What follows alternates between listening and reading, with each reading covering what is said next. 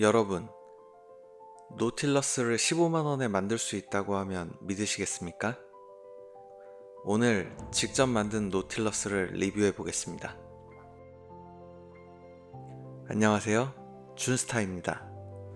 1970년대 쿼츠 파동으로 전통 스위스 시계 브랜드들이 위기를 겪던 시기, 오데마 피게는 이를 정면으로 돌파하여 로얄 오크를 출시했고, 그로부터 4년 뒤 파텍 필립은 같은 디자이너 제랄드 젠타에게 의뢰해 1976년 노틸러스를 세상에 내놓습니다. 노틸러스라는 이름은 프랑스의 작가 줄 베른의 SF 소설 해저 이만리에 등장하는 상상 속의 초대형 잠수함에서 따온 것입니다. 이 잠수함은 선장 네모가 지휘하며 바닷속 심해를 자유롭게 항해하는 독립된 세계이자 인류의 지식, 기술, 모험 정신을 상징하는 공간이었습니다. 노틸러스는 단순한 잠수함이 아닌 세상의 기준에서 벗어나 자신만의 원칙으로 살아가는 자들의 안식처였고, 그 선장은 세상 위의 전통적 질서를 거부한 상징적인 존재였습니다.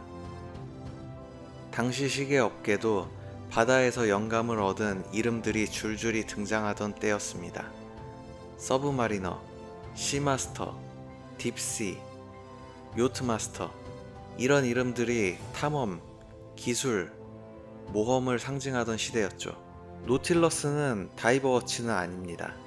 요트 위에서 어울리는 우아한 스포츠워치라는 새로운 영역을 개척했고, 청판 다이얼과 곡선형 케이스는 이 시계를 파텍 필립의 상징으로 자리매김시켰습니다. 오늘 리뷰할 시계는 NH35 무브먼트를 사용해 직접 조립한 블루 그라데이션 노틸러스입니다. 과연 이 전설적인 시계를 재현하면 어떤 느낌일까요? 지금 함께 살펴보시죠.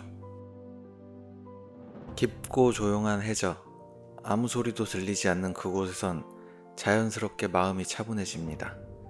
그런 경험 해보신 적 있으신가요?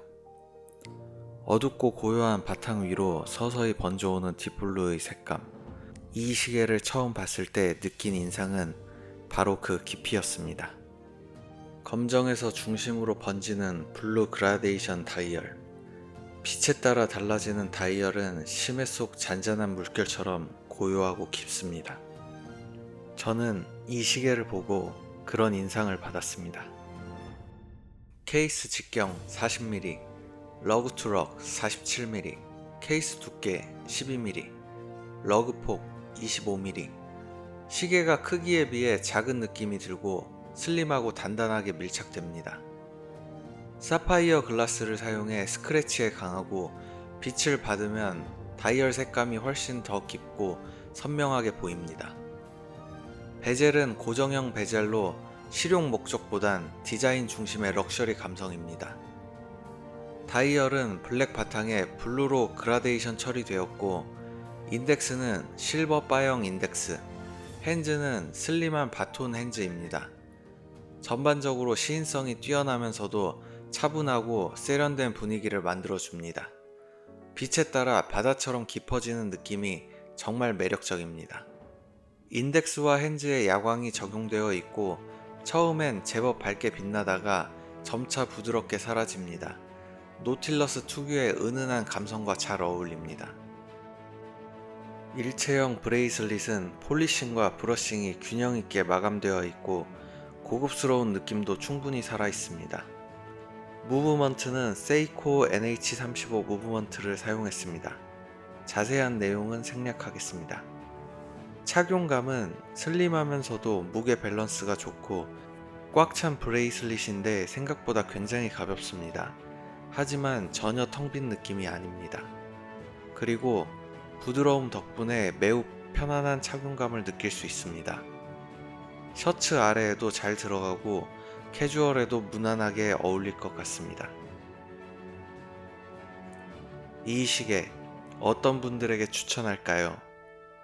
정형화된 시계 디자인에서 벗어나고 싶은 분, 여유와 감성을 손목에 담고 싶은 분, 시계 안에 자신만의 철학을 담고 싶은 분. 이 시계는 남들이 정한 룰에서 벗어나 나만의 세계를 향해 첫 걸음을 내딛는 이들을 위한 시계입니다.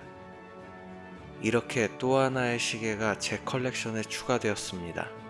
12구의 시계함, 이제 절반을 채웠습니다. 시계를 만드는 건 더 이상 전문가만의 영역이 아니라 누구나 도전할 수 있는 취미가 될 수 있다는 걸 여러분과 함께 증명해 가는 중입니다. 이 여정이 누군가에겐 새로운 시작이 되길 바랍니다. 영상이 도움이 되셨다면 구독과 좋아요, 알림 설정 부탁드립니다.